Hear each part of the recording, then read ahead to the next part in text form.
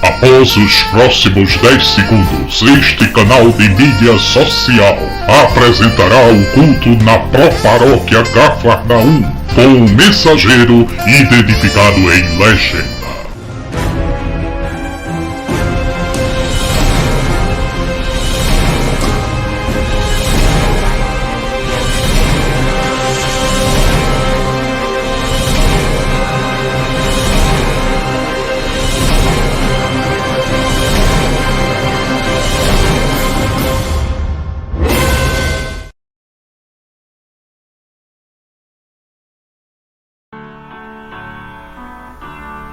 Irmãos e irmãs, amados e amadas pelo nosso Salvador Jesus Cristo, sejam bem-vindos e bem-vindas à audiência online e virtual de nosso culto carismático que realizamos para nosso Deus Pai, Filho e Espírito Santo.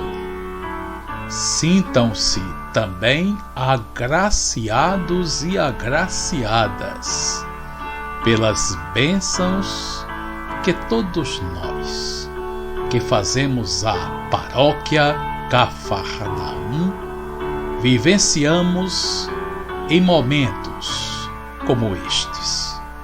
Somos o corpo de Cristo, sua igreja, sua noiva, que é a cada dia preparada para o grande encontro com o seu noivo, nosso Senhor e Salvador Jesus.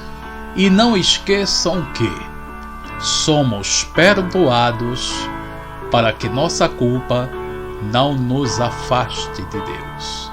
Somos justificados por Cristo, para que nossa condenação não nos impeça de sermos adotados por Deus.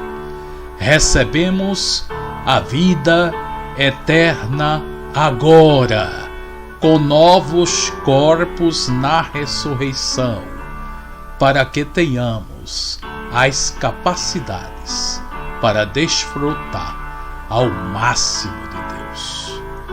Deus Pai nos abençoe sempre por meio do Espírito Santo e a graça do Senhor Jesus. Amém.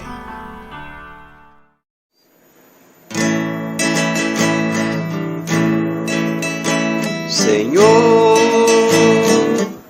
tem piedade de nós. Cristo, tem piedade de nós. Senhor, tem piedade de nós. Sim, tem piedade de nós. Senhor, tem piedade de nós. Cristo, tem piedade de nós. Senhor, tem piedade de nós. Sim, tem piedade de nós.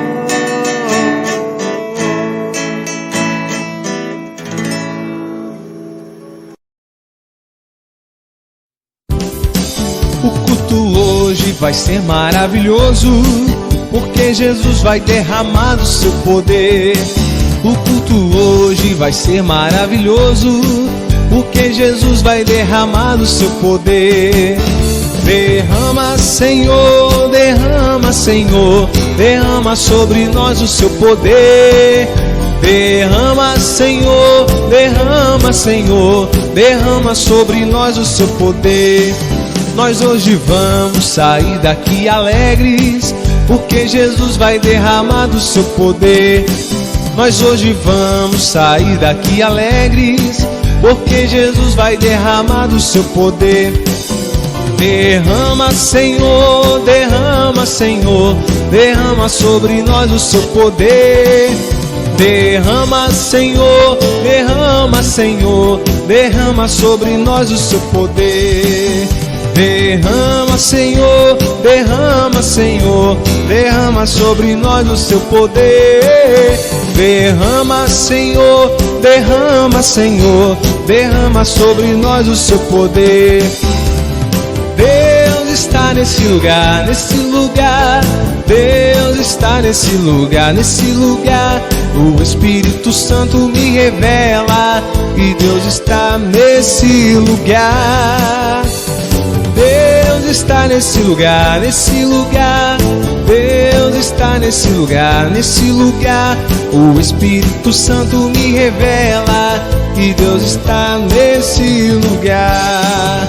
E Deus está nesse lugar. E Deus está nesse lugar. O culto hoje vai ser maravilhoso, porque Jesus vai derramar do seu poder. O culto hoje vai ser maravilhoso, porque Jesus vai derramar do seu poder. Derrama, Senhor, derrama, Senhor, derrama sobre nós o seu poder. Derrama, Senhor, derrama, Senhor, derrama sobre nós o seu poder. Nós hoje vamos sair daqui alegres, porque Jesus vai derramar do seu poder. Nós hoje vamos sair daqui alegres, porque Jesus vai derramar do seu poder. Derrama, Senhor, derrama, Senhor, derrama sobre nós o seu poder. Derrama, Senhor, derrama, Senhor, derrama sobre nós o seu poder. Derrama, Senhor, derrama, Senhor, derrama sobre nós o seu poder. Derrama, Senhor, derrama, Senhor, derrama sobre nós o seu poder. Deus está nesse lugar, nesse lugar. Deus está nesse lugar, nesse lugar. O Espírito Santo me revela que Deus está nesse lugar. Deus está nesse lugar, nesse lugar. Deus está nesse lugar, nesse lugar. O Espírito Santo me revela que Deus está nesse lugar. E Deus está nesse lugar. E Deus está nesse lugar.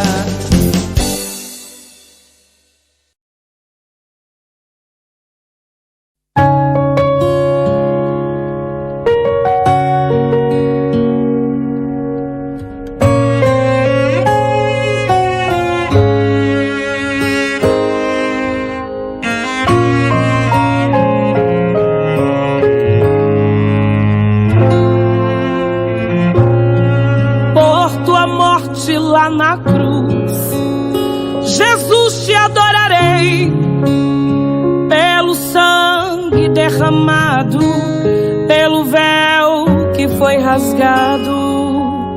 Te adorarei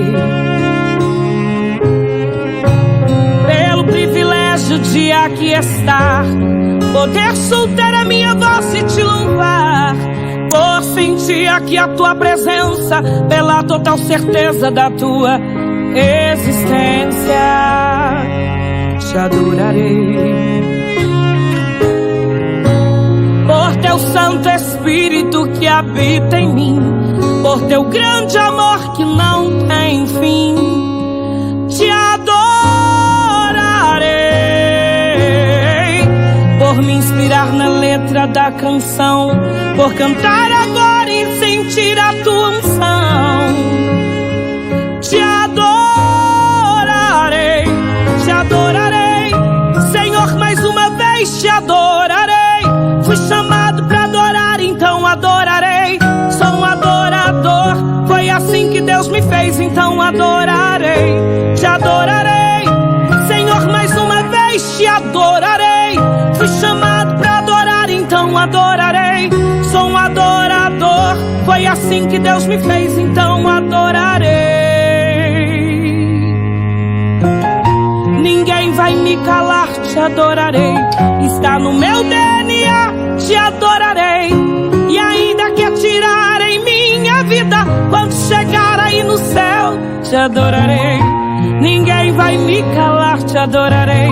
Está no meu DNA, te adorarei. E ainda que atirarem minha vida, quando chegar aí no céu, te adorarei. Te adorarei, te adorarei. Quando chegar aí no céu, te adorarei. Te adorarei, te adorarei.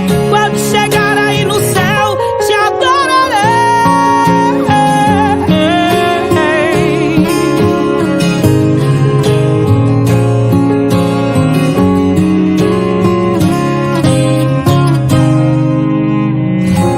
Por teu Santo Espírito que habita em mim, por teu grande amor que não tem fim, te adorarei.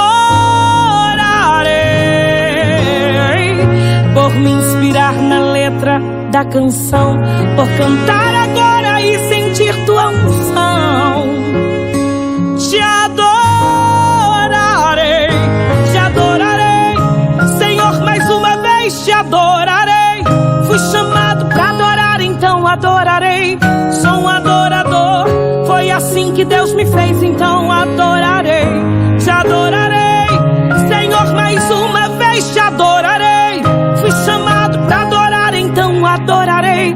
Sou um adorador, foi assim que Deus me fez, então adorarei. Ninguém vai me calar, te adorarei. Está no meu DNA, te adorarei. E ainda que atirarem minha vida, quando chegar aí no céu, te adorarei. Ninguém vai me calar, te adorarei. Está no meu DNA, te adorarei. E ainda que atirarem minha vida, quando chegar aí no céu, te adorarei, te adorarei, te adorarei. Quando chegar aí no céu, te adorarei, te adorarei, te adorarei. Quando chegar aí no céu, te adorarei, te adorarei, te adorarei. Quando chegar aí no céu, te adorarei, te adorarei, te adorarei. Quando chegar aí no céu, te adorarei, te adorarei, te adorarei. Quando chegar aí no céu, te adorarei, te adorarei, te adorarei. Quando chegar aí no céu, te adorarei.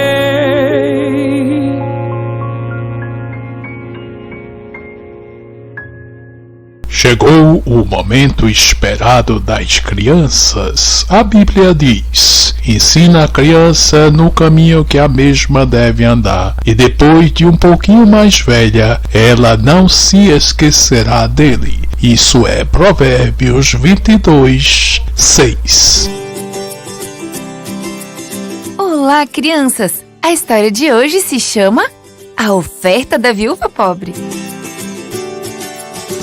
O verso para decorar está na segunda carta aos Coríntios, no capítulo 9, verso 7, e diz: Deus ama quem dá com alegria. A mensagem é: adoramos a Deus quando damos ofertas com alegria. Você já observou como as pessoas dão suas ofertas na igreja? Existe algum lugar especial onde elas podem colocá-las? Já imaginou como devia ser na época de Jesus? Jesus estava sentado com seus discípulos no templo, observando as pessoas que trariam suas ofertas. Naquele tempo, as pessoas levavam suas ofertas até o pátio do templo e as colocavam na caixa de coleta de ofertas. Muitas pessoas ricas moravam em Jerusalém. Elas tinham belas casas, vestiam roupas chiques e tinham muita comida para comer. Depois de terem gastado com tudo isso, elas levavam um pouco do que tinha sobrado do dinheiro como oferta a Deus. Vestiam suas melhores roupas e iam para o templo quando sabiam que tinha muita gente por lá. Depois de olharem para todos os lados e de perceberem que as pessoas estavam olhando para elas, colocavam seu dinheiro na caixa de ofertas. Elas gostavam que as suas ofertas fizessem bastante barulho, Queriam ver os outros se virando para verem quem estava depositando tanto dinheiro na caixa de ofertas.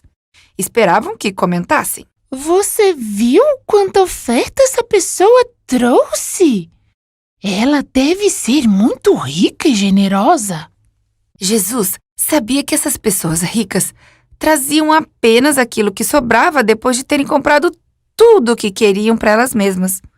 Ele sabia que elas não faziam nenhum sacrifício, não tinham passado fome, nem tinham ficado sem comprar alguma coisa. Então, Jesus percebeu uma mulher se aproximando da caixa de ofertas. Ele sabia que o marido daquela mulher havia morrido e que muitas vezes ela não tinha o que comer. A mulher olhou ao redor para ver se alguém estava olhando. Estava com muita vergonha, porque só podia dar uma oferta pequena. Quando viu que ninguém estava olhando, colocou 2 moedinhas bem devagar na caixa de ofertas e saiu bem rapidinho. Mas Jesus estava observando. Ele viu as 2 moedinhas que ela tinha colocado na caixa de ofertas e disse aos seus discípulos: Esta viúva pobre deu mais do que todos os outros. Deu tudo o que tinha, tudo. Ao ouvir as palavras de Jesus, a mulher encheu os olhos de lágrimas. Lágrimas de alegria. Ela não tinha dinheiro para comprar pão para o jantar, mas estava feliz por ter dado uma oferta a Deus. Mesmo sendo uma oferta pequena, ela deu mais do que todos os outros, porque tinha dado com alegria e por amor a Deus. Amados irmãos, graça e paz, bem-vindos a mais um culto online. Antes de iniciarmos a leitura da palavra e a meditação, eu gostaria de orar. Senhor, Pai amado e querido, nós te rendemos graça por este culto, por este momento de comunhão, o momento que nós temos para partilhar a palavra de Deus, de trazer aos corações a tua mensagem, aquilo que tu quer transmitir aos nossos corações. Que a partir de agora, Senhor, sejam tuas as palavras, que sejam palavras eternas para vidas igualmente eternas. Assim oramos e te agradecemos em nome de Jesus. Amém. O texto que serviu de base para essa meditação se encontra no Evangelho de Mateus, capítulo 21, versos de 19 a 22. A palavra de Deus diz: Vendo uma figueira à beira do caminho, aproximou-se dela, mas nada encontrou a não ser folhas. Então lhe disse: Nunca mais dê frutos. Imediatamente a árvore secou. Ao verem isso, os discípulos ficaram espantados e perguntaram: Como a figueira secou tão depressa? E Jesus respondeu: Eu lhes asseguro que se vocês tiverem fé e não duvidarem, poderão fazer não somente o que foi feito à figueira, mas também dizer a este monte: Levante-se e atire-se no mar, e assim será feito. E tudo o que pedirem em oração, se creres, vocês receberão. Quais são as lições que nós podemos extrair desta passagem? Em primeiro lugar, uma propaganda enganosa, porque a figueira sem frutos representava naquele tempo o símbolo da nação de Israel, o símbolo do culto judaico. Eles tinham pompa, mas não tinham vida. Eles tinham rituais, mas não tinham comunhão com Deus. Eles tinham inúmeros sacerdotes, mas nenhum verdadeiramente servo do Senhor. O eixo central desta passagem é a condenação da promessa sem cumprimento e a condenação da profissão de fé sem a prática. Há muitas folhagens, mas nenhum fruto. Jesus veio para os que eram seus e estes não o receberam. Nós conhecemos essa passagem que se encontra no livro de João, capítulo 1, verso 11. Esse povo que foi escolhido por Deus, ao invés de aceitar Jesus, eles estavam com o coração deles endurecido. Os sacerdotes tramavam planos para matar Jesus. Estava cheio de fingimento e falsidade. E nessa passagem, algumas lições, como eu falei, que nós iremos extrair, se refere acerca do que nós falamos há pouco.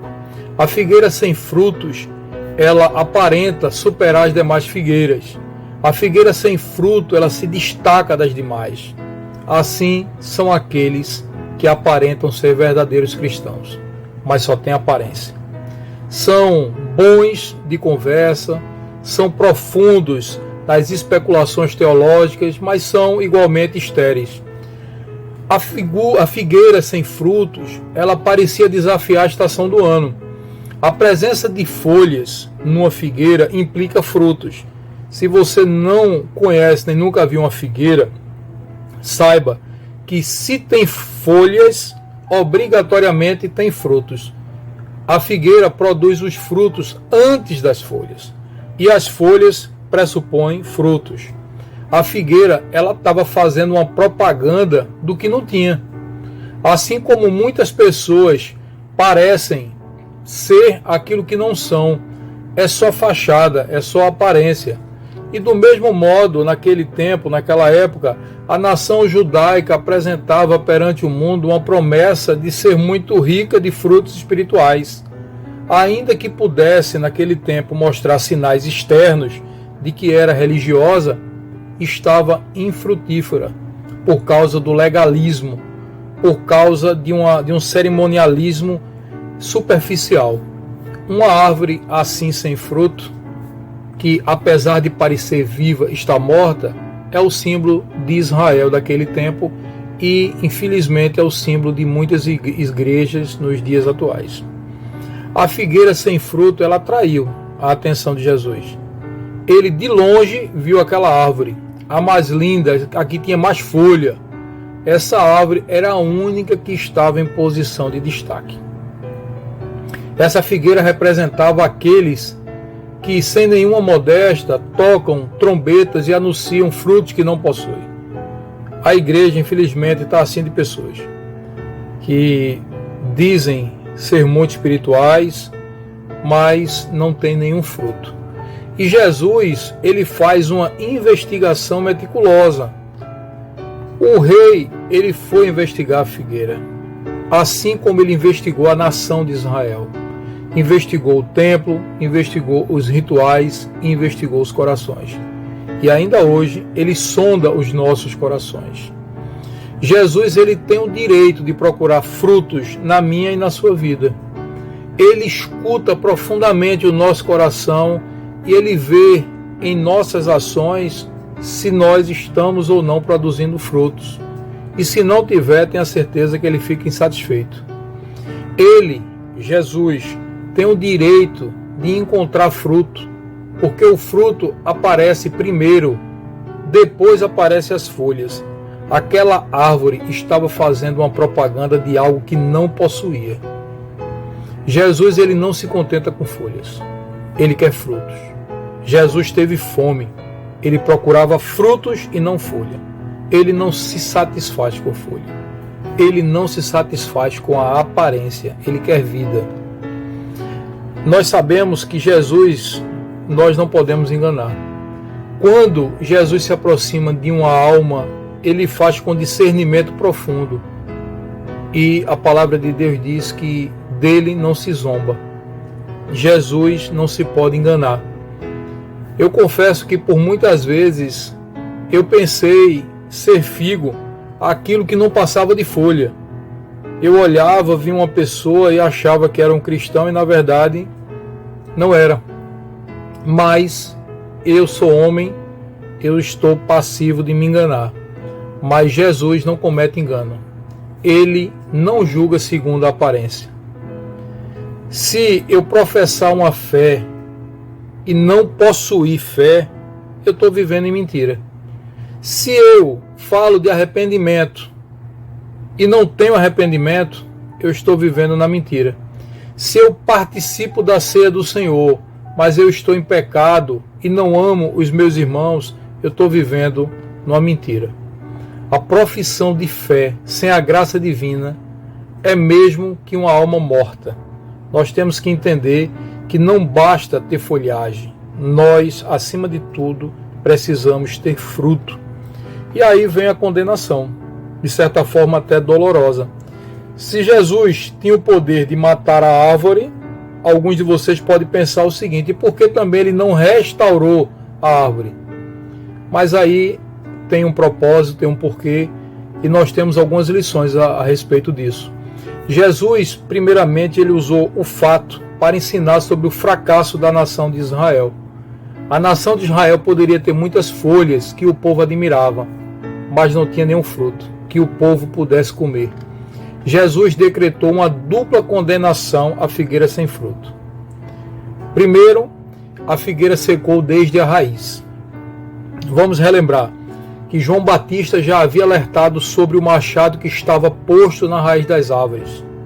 A falência dessa árvore foi total, foi completa, irremediável.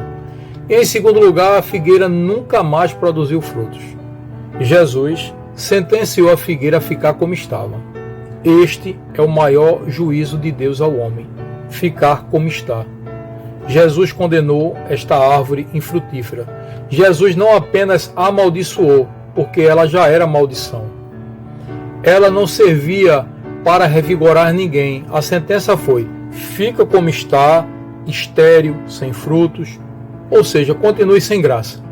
Jesus dirá no dia do juízo final: apartai-vos para aqueles que viveram a vida toda apartada. E as Escrituras dizem: continue imundo, ainda sendo imundo. Está lá em Apocalipse 22:11. E aí nós, diante disso tudo que podemos observar, tiramos uma lição primorosa. Depois de condenar a religião formal dos judeus e sem vida, Jesus mostra aos discípulos como ter um relacionamento certo com Deus por meio da fé. Ninguém pode se aproximar de Deus sem crer que Ele existe. Na imaginação de um judeu, uma montanha significa uma coisa forte, um grande problema que se coloca em nosso caminho. Mas nós podemos mover esta montanha pela nossa fé em Deus.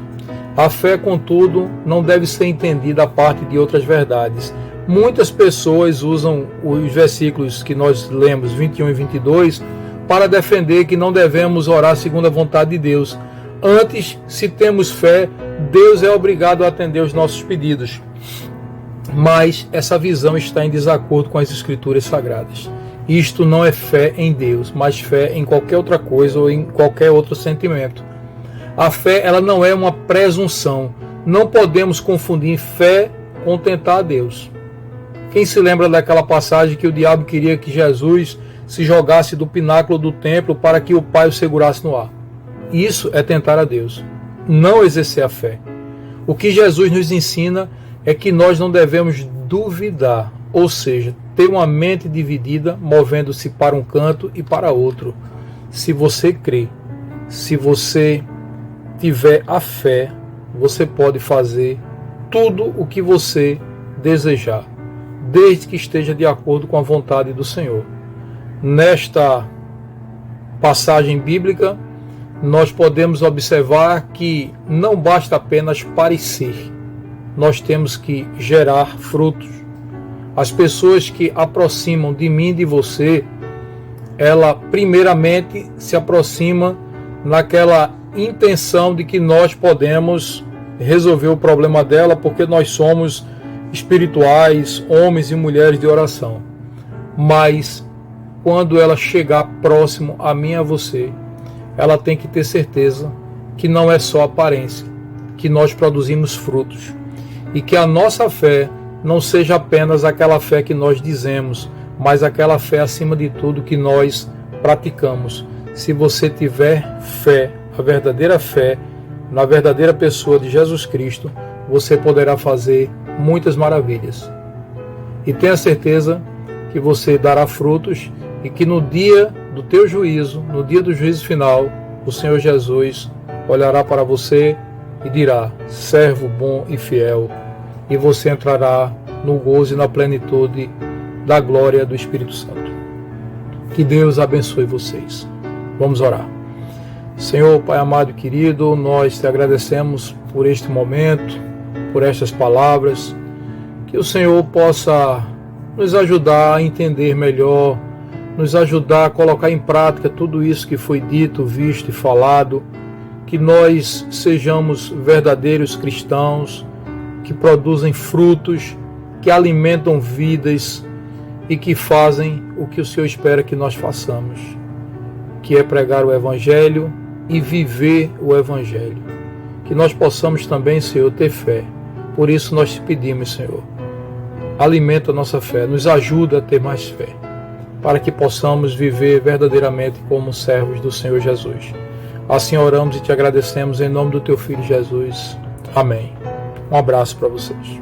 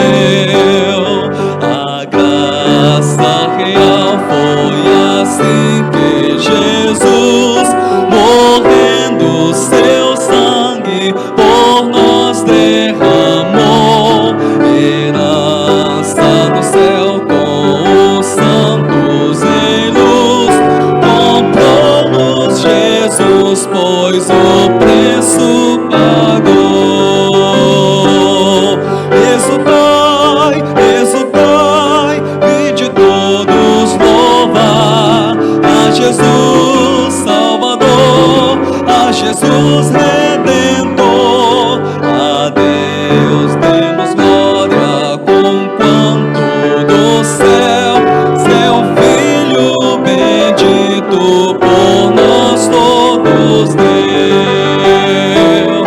A crer nos convida a tal prova de amor, os merecimentos do Filho de Deus. E quem, pois, confia em Jesus Salvador, vai vê-lo exaltado na glória dos céus. Exultai, exultai, vinde todos louvar a Jesus Salvador.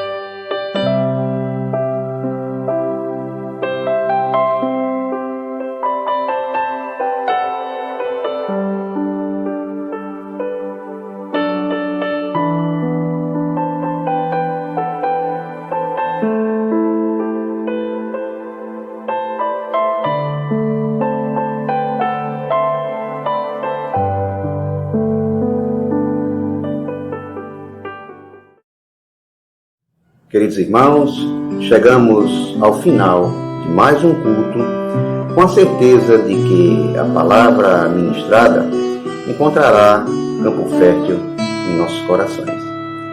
Assim como o salmista, rogamos a Deus que nos dê a sua graça e sua bênção, e que sua face resplandeça sobre nós. Que na terra se conheça o seu caminho e a sua salvação por entre os povos. Que o amor de Deus nos una, que a paz de Deus nos envolva, que a coragem de Deus nos sustente em mais uma semana e que a graça do Senhor Jesus Cristo, o amor de Deus e a comunhão do Espírito Santo sejam com todos vós. Amém. E hoje eu vou dar as despedidas finais. Sou eu que vou dizer assim: ide na paz de Cristo, sede corajosos, fortes, no testemunho do Evangelho entre os homens. Servi ao Senhor com alegria, no poder do Espírito Santo. Agora quero escutar da casa de cada um de vocês: aleluia! Aleluia! Aleluia!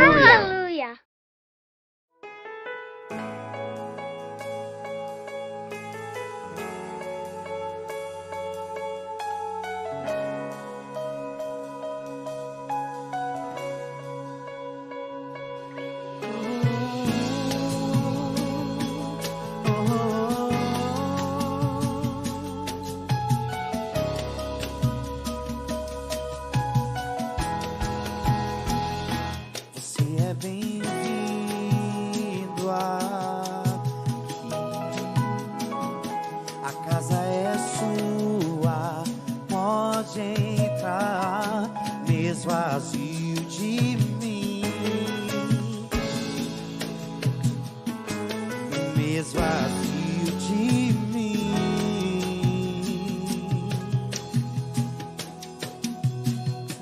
Só pro teu vento aqui, toma o teu trono, vem reinar. Nós queremos te ouvir. Nós queremos te ouvir.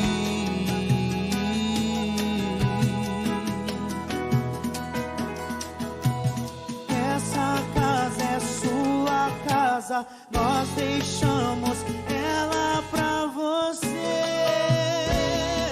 Jesus, essa casa é sua casa, nós deixamos ela pra você.